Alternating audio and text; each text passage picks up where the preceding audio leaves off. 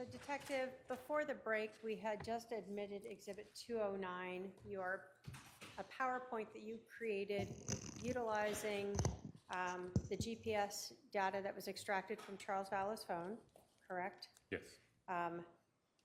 The cell tower data that you obtained through, that you were able to obtain from search warrants on cell phones for Lori Vallow and Alex Cox.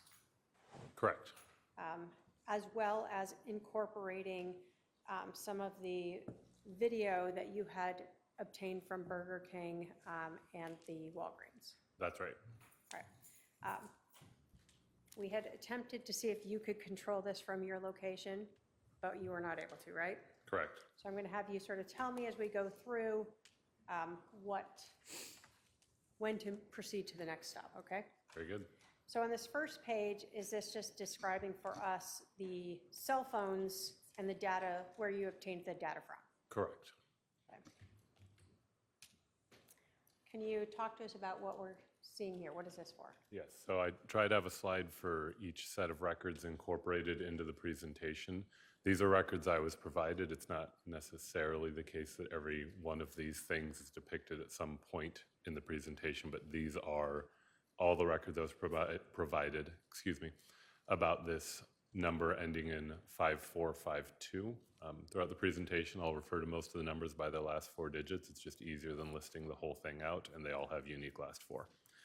So the listed subscribers is listed there, and then also the contact name that was listed in the subscriber records, and then you can see what each of the files was, primarily CSV or XLSX files. These are spreadsheets like you would open in Excel. Okay. Next. Yep.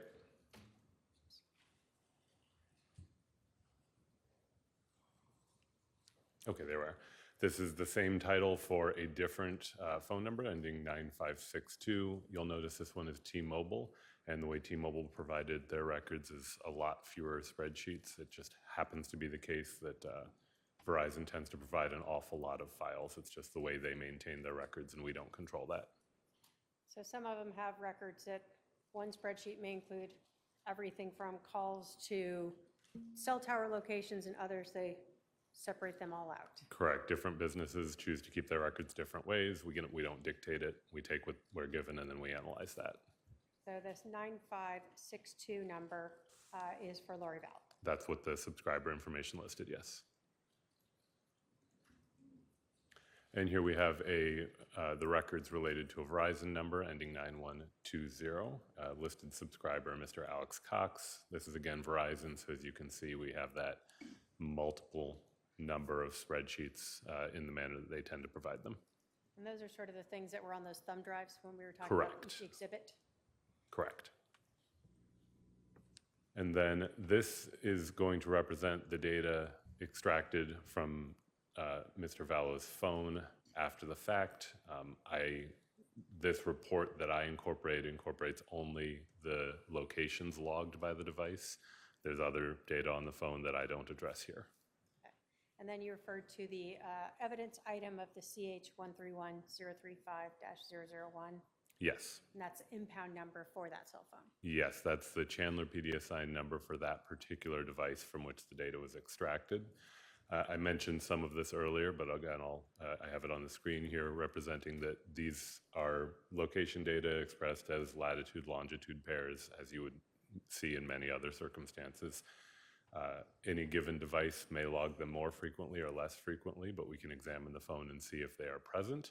And then for the data point marker, if you would click advance once, when it's represented on the screen, it's going to be represented as a dot with no particular radius, because the way that the device stored the location, it provides a latitude and a longitude, but it doesn't make any assertion as to what the error rate on that is. It just says, here's the latitude and longitude that the device recorded on this date at this time. As we go through and we're looking at location data inferred from cell site connections, you will see pins on the map, and they're color-coded because one of the easier ways for people to tell which thing we're looking at is what color it is. So you saw in the last slide, I had assigned the GPS location data the color of red. It's just as an arbitrary assignment. And then we have blue for one of the phone numbers attributed to Lori Vallow. We have purple for one of the other phone numbers attributed to Lori Vallow. We have green for the number attributed to Alex Cox. When you see these, those will be what they're associated with. And also, because that could be hard to remember, each slide that represents those records will have tabs up at the top to remind people of what they represent. We can advance, I think. This shape that you will see when we're dealing with cell site connections, this is a visual representation of what the estimated coverage area of a particular cell site would look like if you were above it looking down. So there's the way that the records are stored and the way that they're returned to us by the cell phone providers. They will indicate a date and a time a connection was made. They'll give sufficient information to identify the tower to which it connected and also the face of the tower. So cell phone towers have multiple faces that a device could connect to, and that's going to indicate a direction generally. And then one can estimate what the coverage area of that face of the tower might be, and that's represented on the map as an estimate of the device's likely location area. So when we're talking about the cell phone itself giving you the GPS location, is that more specific than the cell tower data that you're receiving from the providers like Verizon and T-Mobile? Yeah, so there's a distinction between precision and accuracy, right? So precision is how precisely the thing is defined. So what area? So when the GPS location data says this exact latitude and longitude to some number of decimal places was logged at this time, that's very precise. That doesn't mean it has to be very accurate, but it does mean it's quite precise. What you will see when these devices are connecting to cell towers is you're going to see relatively large areas where the device is inferred to have been. It likely was in that area. This is different because the device didn't record this location. The provider recorded that on this date, at this time, this mobile device connected to this tower on this face, and we know or are able to determine the approximate coverage areas of those towers. But it's not more precise than that. It's a much more general area. This is another representation of that shape. So this shape is derived by people in the industry by testing the way that these antennas work in what's called an anechoic chamber, which is a fancy word for a room that's designed to reduce the interference with the propagation of radio waves. So if this represents what a coverage area might look like under lab conditions, one thing to keep in mind is that the real world basically never mirrors lab conditions. This is an estimated area where you would expect an antenna to likely have coverage. And that's what it's represented for. And then if you click forward, it just shows the direction the antenna face was pointing. If you are looking at one of these shapes on the map, then that center line is what's known as the azimuth, which is essentially just the angle at which that face of the tower was recorded to have been facing. So you're not able to tell us within this area where the cell phone may have been located? Not without a different type of data or a separate corroboration. It's to say that the likely coverage area where the device likely was is somewhere in that red shaded area. And so when you talked about trying to use other sources to verify this, we talked about Charles Vallow's phone and looking at the GPS data, for instance, with the Walgreens. Are you doing the same thing with the cell tower? Yes, that's correct. It's with any of the data that we're given that asserts to represent the location of a person or of a device, one of the first things one wants to ask is, okay, well, how reliable is that? And what ways can we determine if it's reliable? And so in all instances, I'm looking to see other corroboration that that location data appears to be accurate. This is an example of what the mapping will look like that you'll see throughout this. So this is just a section taken from a slide that was generated, and I put it up front so you can see in advance what it's likely to look like at different points. So if you click forward, This is going to represent in Google Earth Pro, they have this timeline slider bar that allows one to interact with what time it is. So up top, that should be visible, and there'll also be notation, and it'll show approximately when the events depicted on the screen took place, and it'll be a range. It can be widened or narrowed as needed. And if you'll click forward. So as we just discussed, the estimated location for the device ending 9120 would be somewhere in that green shaded area. And if you'll click forward. The iPhone, which was recording its locations as pinpoints, those are all expanded out, but you see how the lines all draw to the same approximate place. That means that for a period of time, it was in a same location, and when one clicks on it, they all balloon out to show that they're all tied back to that same place.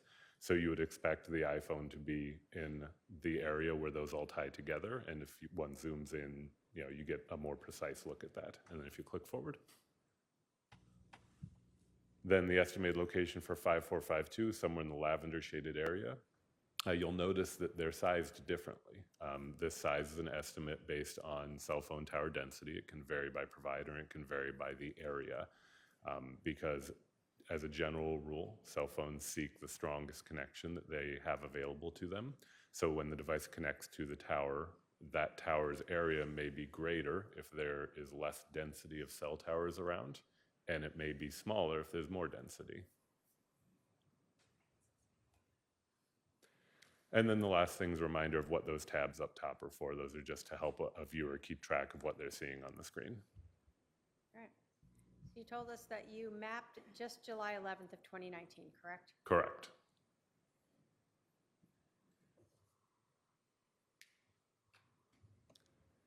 So this animation is showing location data derived from the cell phones. You'll see the tab up top reminding you what the color coding means. And it shows the True by Hilton 1950 South Santan Village Parkway, and that the location data is in that area in the early morning hours and also in a few areas nearby, but then returns to that area. I don't know why I did that. Hold on. So we're looking, you have 716. Charles' iPhone is in the area of the True Hilton, so this is AM, correct? Yeah, so it's, and forgive me, I'm going to use military time because it's what we do, but 0000 is midnight through 716. This animation covers that range of time, and it's playing through what the locations do as one scrolls through that time, including that they end and the True by Hilton. These can be somewhat graphically intensive. Okay. So as you're continuing through the morning, you continue mapping the GPS of Charles's phone? Yes, so I don't know why it's doing this. Okay. we may need a different machine. May need to what? A different machine.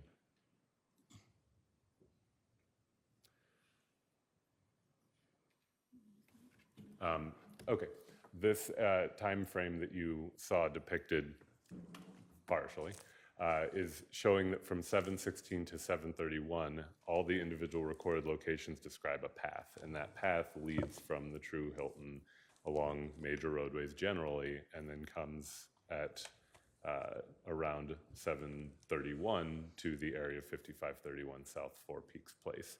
And then it goes slightly past that to 737, which marks the last outgoing communication sent by the device before the shooting is known to have occurred.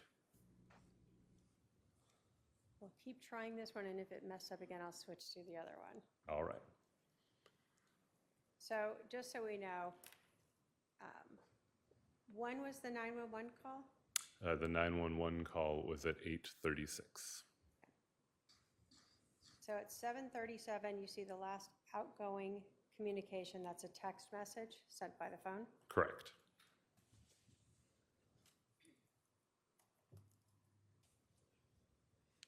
This is advancing from 737 to 749 and showing those various location hits in the general area of the Four Peaks Place house. And then at about 750, which as it notes is 45 minutes before the call would be made to 911, The device leaves the area, and then it zooms out and it shows that it is 7:52, which is about 43 minutes before the call will be made to 911. The device associated with Alex Cox, specifically the 9120 device, makes an outgoing call to the 9562 device associated with Ms. Lori Vallow. All right, so we see the little house icon is the residence where the shooting occurred, correct? Correct. And we see Lori Vallow's phone at this point at 9:52 utilizing a cell tower that is overlaps some, but it appears to be away from the residence. Yes, so the pin is the location of the cell tower that is being connected to in each of these cases. So yes, one would notice that the cell tower being serviced for Ms. Vallow's device is a bit farther to the north in this case. And then you said that there is a call from Alex Cox's cell phone to Lori Vallow's cell phone? That's correct.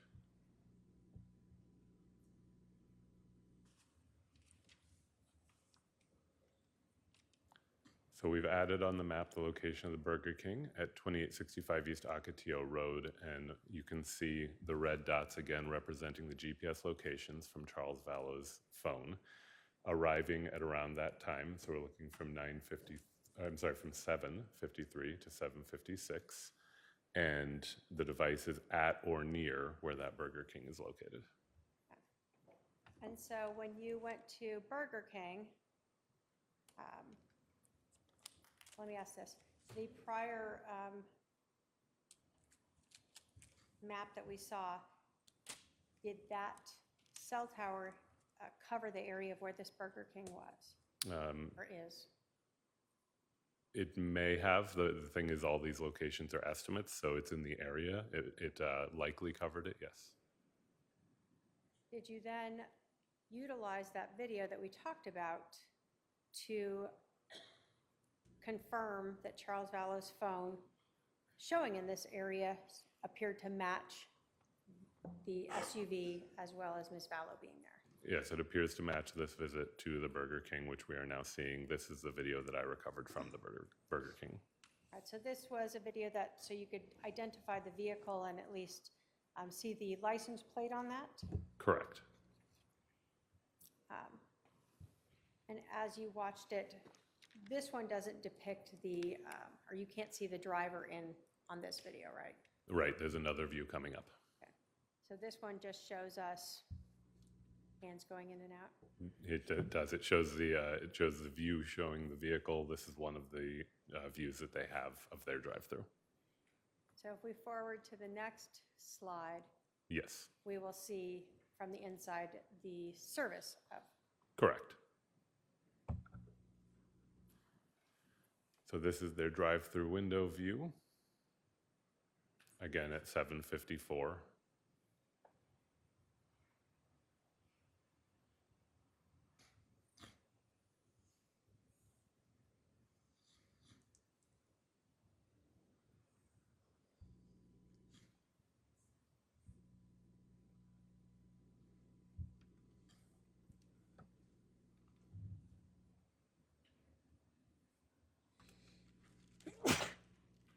Bless you.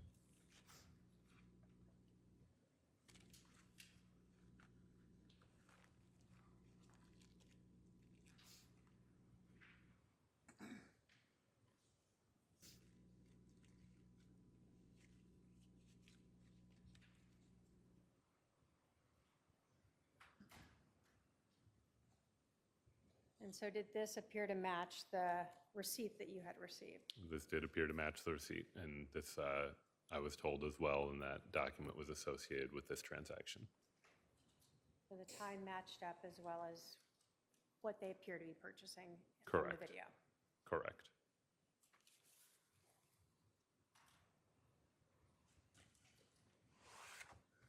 Now in this video, were you able to see if there was someone in the back seat?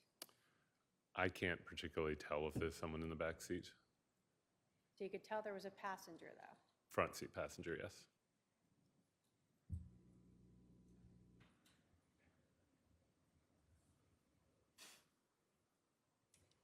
So we see the vehicle pulling away. It's almost 7:56 according to their timestamp. We can now advance.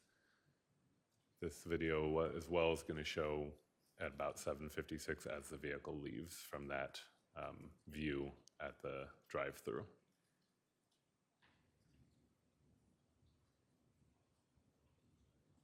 So again, we're seeing that the times that are documented on Charles's phone seem to appear with what you're looking at from other independent sources. That's correct. So here we have the location data from Mr. Vallow's iPhone is now moving north. You see those few hits that are rendered in red. That's from 7:56 to 8:06. So that's the time that the vehicle just left and going forward 10 minutes. And then at 8:06, there is this outgoing call from Alex Cox's device to Lori Vallow's device. And you can see the service area for Ms. Vallow's device has also moved north to an area that covers the same area where you see those red data points for Mr. Vallow's iPhone.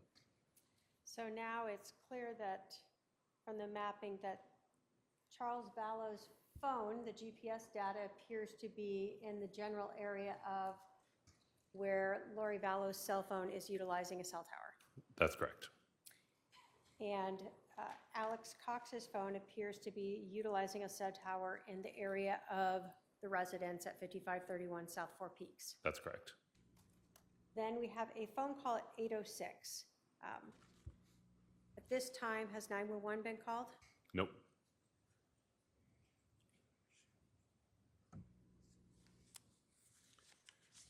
This location data now goes to an area where there is a Walgreens in Chandler. This is, again, location data for Mr. Vallow's phone. And then it goes north and west to a different Walgreens. This Walgreens at 785 South Cooper Road is the one from which I eventually obtained video. And we see it's arriving around 8:16 in the morning. Did you go to that other Walgreens? I did not go to that other Walgreens. Did you call them? I did not. So you picked the right one. You called this Walgreens. Were you able to see that the phone was there for a while? Yes. And did that give you a clue that this was the Walgreens that might have some relevant information? More likely, correct. So we see those red dots again identified as Charles Vallow's iPhone, the GPS data that was extracted from it. And we see that his phone is in that area around 8:08. Well, it moves to that area. So at 8:08, it was at the one on Lindsay. And then from 8:08 to 8:17, it moves up to the one on Cooper. And that's where we are now, is at around 8:17. And we can tell that from the up on the left-hand corner. The slider up top. Yep. Okay. So then you went to that Walgreens after you confirmed and you obtained video from them? That's right. And is this the video? This is the video. You can see the timestamp at 8:16 as she walks in.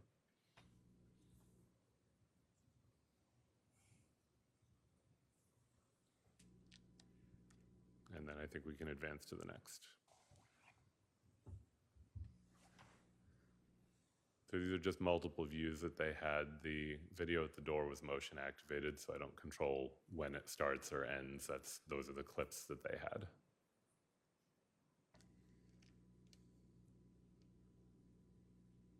So she's buying 2 pairs of flip-flops. As indicated in the receipt.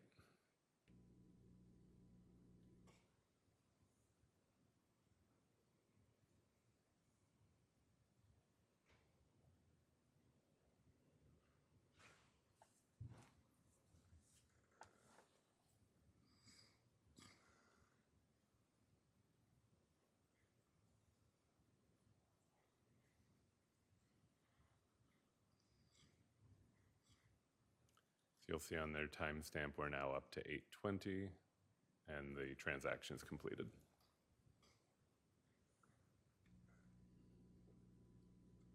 Yeah, I think we can go to the next slide. All right, so this shows now a time span from 8:17 to 8:33. You see that the next location hits move over to Lawrence Life Academy at 8:33. at 1305 South Gilbert Road. So this is a couple minutes before the 911 call, and then we see the 911 call depicted in that coverage area in the green towards the bottom of the screen, and it shows 8:35 and 54 seconds is when the outgoing 911 call is placed. It shows that number there, 2911, indicating that the call is outgoing from the 9120 number associated with Mr. Alex Cox.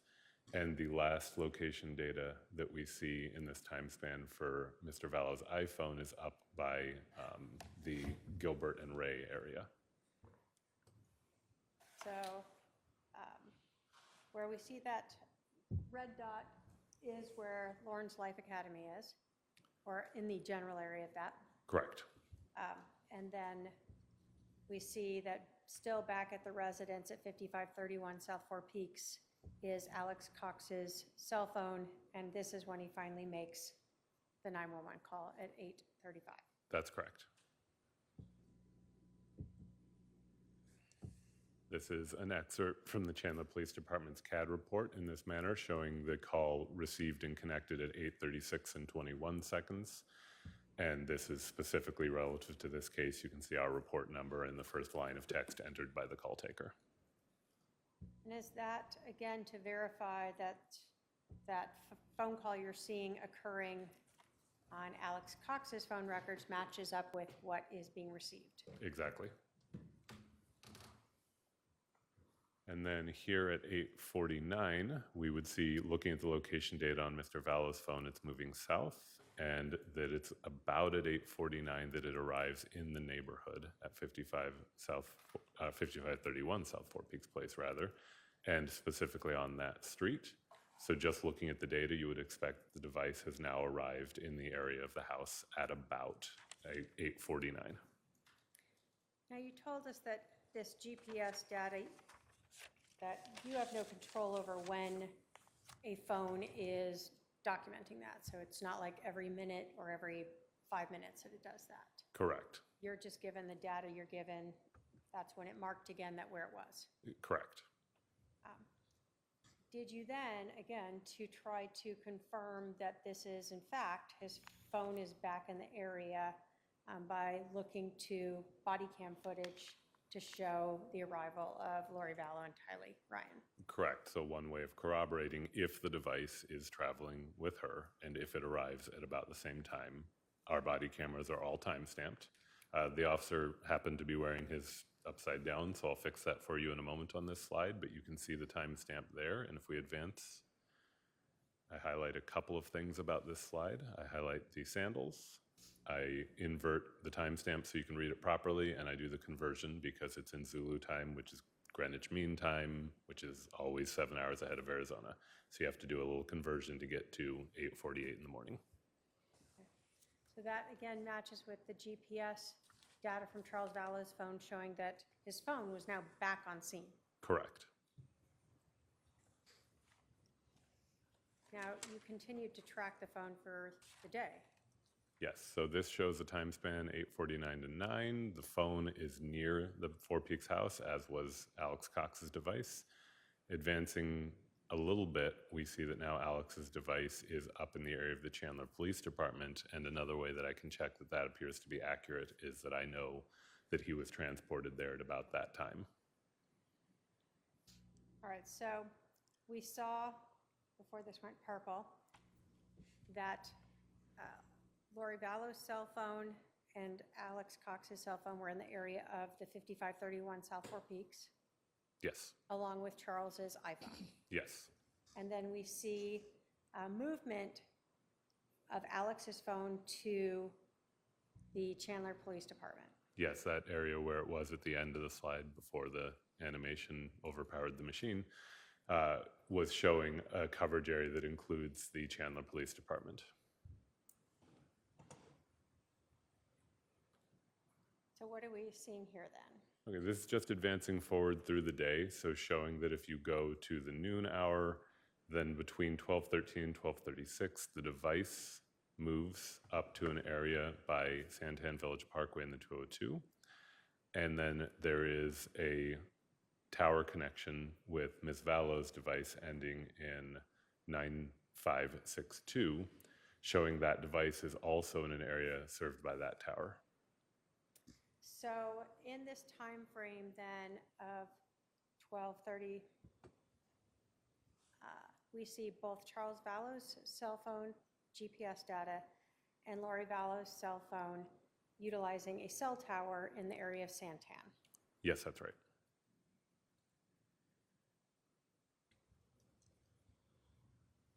So this is again showing the trail of those location data points moving forward in time as Charles Vallow's device is moving roughly east. And you can see also connections made by Lori Vallow's phone and by Alex Cox's phone in similar areas at similar time frames until we get to a point where the device arrives at this house at 1658 East Shari Street in Santan, which I understand to be Mr. Alex Cox's residence at the time. All right, so the address of 1658 East Shari Street in Santan was Mr. Cox's residence. And now at 1:40 or so, 1:30 to 1:40, we're talking about Charles Vallow's phone sending GPS data that it's in that area. Yes, that's correct.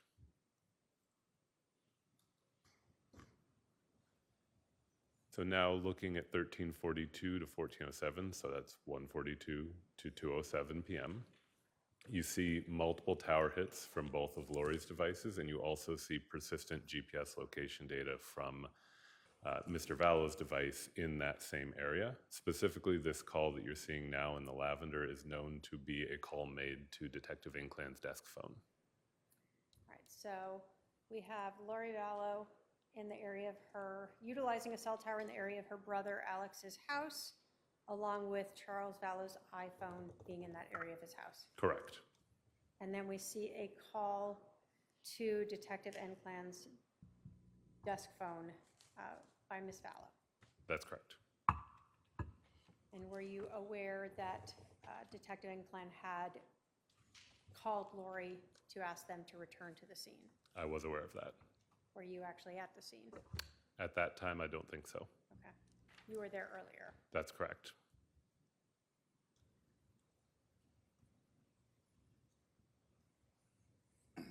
So, No, I'm going to correct that. I was there at that time. okay. You were still at the I scene? was still at the scene at that time, yes. 2 o'clock. Yes. All right, so this next map or slide that we see, what is this time frame we're seeing? Okay, so this advances just a little bit. So it's 1409 to 1418. Again, we still see red location hits for Mr. Vallow's iPhone. We still see blue for Ms. Vallow's 9562 number, and we see this lavender one come up for her 5452 number. It's an outgoing call to a particular phone number that I know to be associated with the Valley of the Sun mortuary. If you advance to the next slide. Maybe. Oh, now you can advance. I was just highlighting the number. This is that same number on their website. So at at 2:18, Lori Correct. Vallow is calling the Valley of the Sun mortuary. Yes.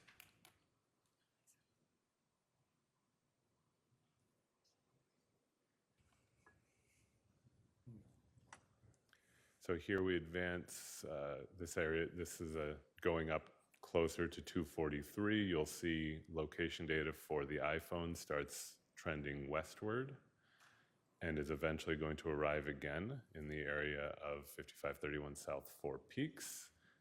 That's at about 3:11 p.m. when it arrives in that area. Now, you indicate in one of the icons up there that from 209 to 243, or 1409 to 1443, that you also had noted both of her phones associated with her, the Verizon and T-Mobile, as well as Alex's Verizon phone, were initially in the area of Alex's house in Santan, and that sort of throughout that time period, you're saying? Correct. And then we see initially Charles's GPS coming back to the residence at 5531 South Four Peaks and arriving there around 2:43. Arriving there around 3:11. Yep, correct. So we know that because we have to again look at the slide up at the top. That's when it arrives there. Correct.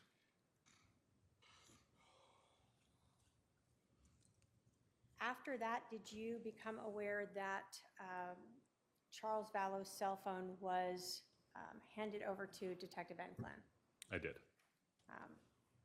And then presented to someone later in your forensics unit to download, extract, so that you could use it for instance, this.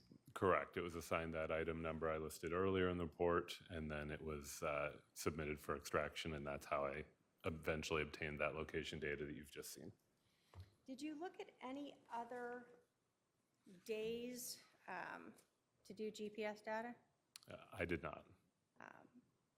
Was this day looked at because you were trying to see what was going on with both Miss Vallow, Alex Cox, as well as Charles, and later just his phone? Yes, specifically, we initially had concerns about the timeline I was initially asked to look at, and I looked at it at that time, noting those issues, which led to recovery of video and things. Is not primarily my case. I was...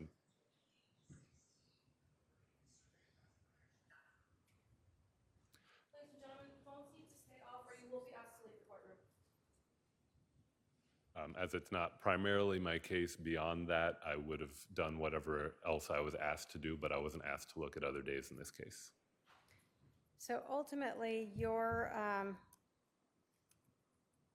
what you determined was that the timeline of Lori Vallow leaving when the 911 call was and returning back was not accurate.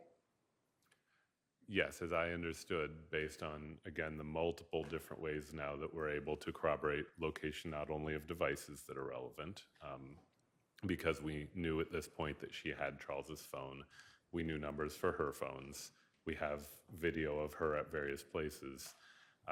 It led to the inescapable conclusion that either the shooting did not happen that close in time to the 911 call, or that she wasn't there for the shooting.